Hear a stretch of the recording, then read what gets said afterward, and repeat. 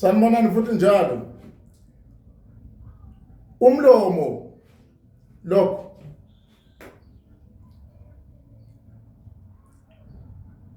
indlebe lokho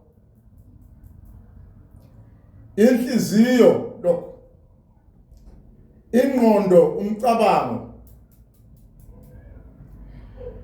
esikhathini esiningi madoda abazalwane ngeke ngakhuluma kakhulu ngenhliziyo iyona ngikhuluma nje ngayo yodwa nezinqumo nokukhona ukuyilawula ukuyigeza nomoya nje ukucebisa kuyo. Namhlanje ngithanda ukukhuluma ngomlomo, ngikhulume ngezindlebe, ngikhulume ngayo inhliziyo, ngikhulume ngengqondo. Lezi zinto mazi zingahlelwanga kahle zasetshenziswa kahle ziyawubhidliza umhlaba. Kufike inhliziyo icabange umonakalo, icabange ukubhidliza. Ithumele ngaphakathi kuwe emoyeni ikulethe kuzophuma ngomlomo ukukhuluma. Kuyofika ezindlebeni zabalaleleyo ingazilawulanga inhliziyo ukuthi ingakwenzi ukuthi kuze kube ukuthi sokuphume kwazwakala njengelizwi. Indlebe zikhona zilalele ziyezwa zivalwanga zikuthatha indlebe zikuthumele ziyokufaka engqondweni. Ingqondo bese ihluleka ukusebenza nokulawula nokuba ujaji nokuba umagistrate nokuba umahluleli oqondileyo. Ingqondo bese zimanifesta bese sithatha yonke lento ziyigijimise ziyisebenzise kanti beyimbi bese siyosebenza ngendlela ewrong oyithola isiziya kulala nabantu.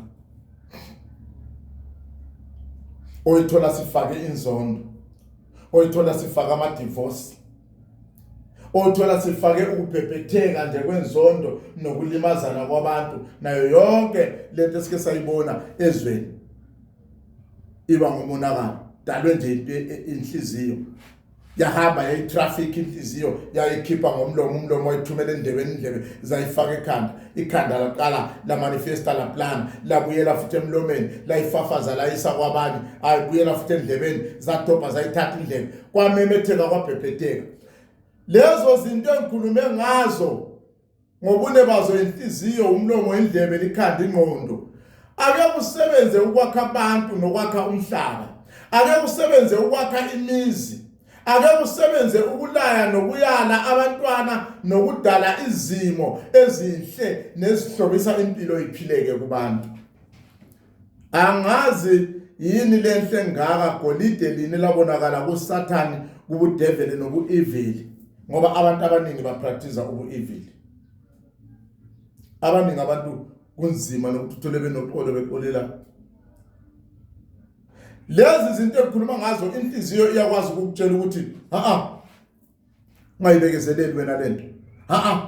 Wena wenziwa isilima. Wena iyabisagaya isacabanga iyodwa. Ithi hayi man ngeke ihlale njalo la sengifuna ispark. La sengiactivate ilethe emlonyeni umlomo ithumele endebeni, indebe zithumele engqondweni. Ingqondo ziyisebenzise. Makade into embi ubhidlika kangakanani umuntu. Ngikhuluma ngokungasiza sibe nobuntu kuphileke abantu baphilelane ndawonye. Abantu abaningi balimele beninyaza imicabango abayicabanga bebodwa, ayicabanga ayipasise, angayihluzisisi ukuthi yimbi ngoba umqondo phela usekho. Ayilethe isebenze kubantu kubhidle kumhlaba wonke angabi nendaba. Abanye bagcina sebekujabulela lokho ukuthi uyabona makungana abantu abakhathazekile ayangikho right. Makungana abantu abakhalayo angikho right.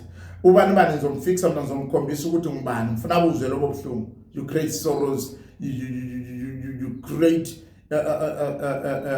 pain in some people's life systems. Kanti usithi wena kuyogcina ngalo ubhekile umvelinqangi akubhekile amadlozana abo bantu baphahla abantu bakhulume bamemeze izidalwa zabo bamemeze uNkulunkulu umvelinqangi. Ngimi lana phambi kwenu hayi njengomesiya. I stand here before you not as a Messiah or some senior pastors in the beginning of the church or at Rome in an empire. No, just a normal human being ngikhuthaza abantu ukuphilelana nokuphila kahle. Uyazi ngeke ngabona mina ngisakha umuzi wami ngabuka abanye babantu bendawo ngibuka phela mina analyzer omunye umuntu umbone face ama face muscles lawo ayakhombisa ubuevil bomuntu umbhekile so iface yakhe so imuscle linye ukudlala kwalo ulibona ukuthi lidlala negative udevil uyamsebenzisa hayi udevil akayelelwanga ukuthi asebenze kodwa udevil akangabi nguwe yekela kube ngomunye usiyomsiza ke lwana ukuthi adile naye asuke lo devil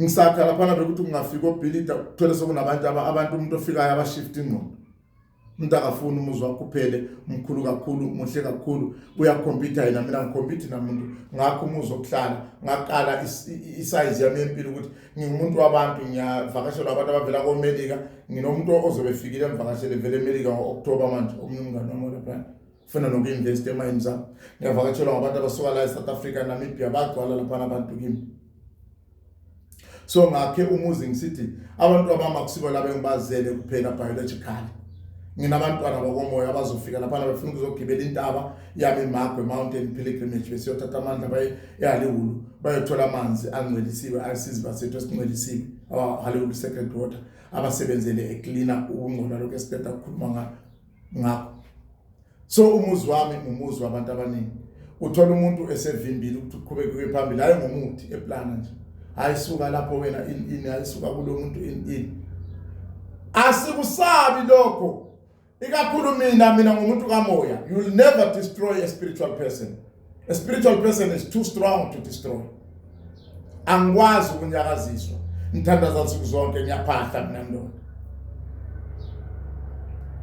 akudlaliwe nengane na mina ngidlali nabantwana ngiyamkhuthaza sihlanganisene noNkulunkulu ningawayeka amadlozweni hlangene ilanga esontweni becela ukuthi hayi babona basemasontweni dila nendaba yakho endlo zambe udile nedlozi lakho ngale ubuye lwesonto uNkulunkulu nento zakuxabana ningalotshwa yilabo abantu abanilobhayo bona besiza kithi ebusuku ngiyabonga.